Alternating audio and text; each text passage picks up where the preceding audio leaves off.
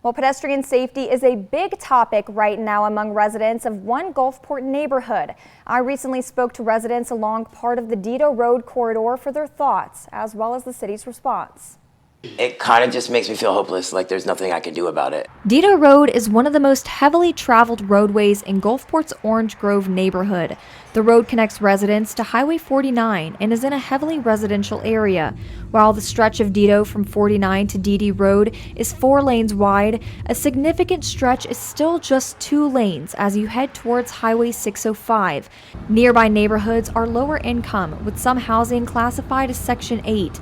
I sat down with one family on the eastern end of Dedeaux who relies on public transportation to not only operate in their daily lives, but to get their disabled son to his appointments.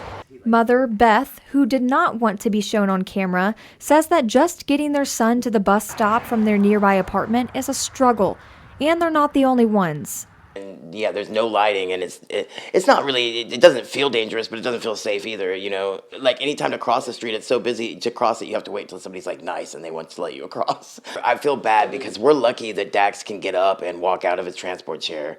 But if you can't walk, and a lot of people rely on public transportation when they cannot walk, and they do not have to have someone else with them. And I just don't know how they're gonna do it. You know what I mean? If they can't get up out of their chair like he can, he's just lucky that he can do that. But like, what are people doing? The disabled people use public transportation. That's what it's for, you know, and they can't even get to it. So I mean, the people up here, they either get to stay at home or, you know, try their luck, and it's not fair.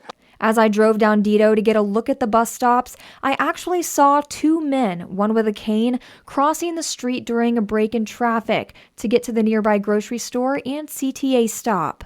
It's always someone who's disabled is walking on Dedeaux, you know what I mean? Or it's a young kid with a bike. You know, it's either people traveling with bikes or it's people with canes. There's always somebody in a wheelchair that actually you can see them trying, you know, to get over all the gravel and stuff.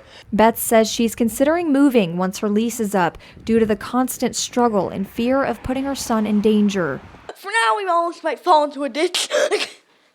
You said you fall into a ditch when you're trying to get to the bus? I fall into a ditch because the wheelchair puts too much weight. Oh, yes, he's absolutely put in danger. That's why we don't even leave, because I don't want to be responsible for putting him in danger just because we want to go have some fun somewhere. A disabled veteran I spoke with, who also lives nearby, says he hopes there's change. They need to put in a sidewalk and some street lights.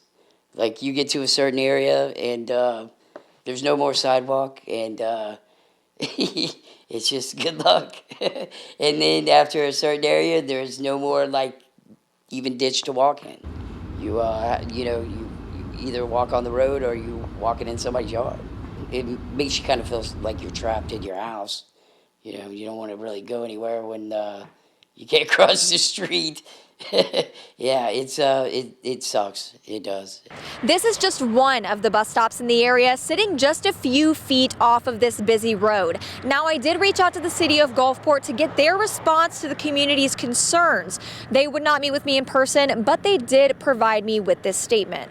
The city says they're committed to transforming Dedeaux Road into a modern corridor that enhances safety, connectivity, and quality of life for residents and visitors.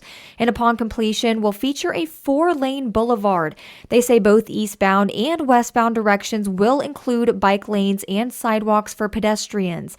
As of now, the middle section of the corridor presents property acquisition challenges, but the city says they're pursuing funding through multiple sources and grant opportunities to complete the future phase.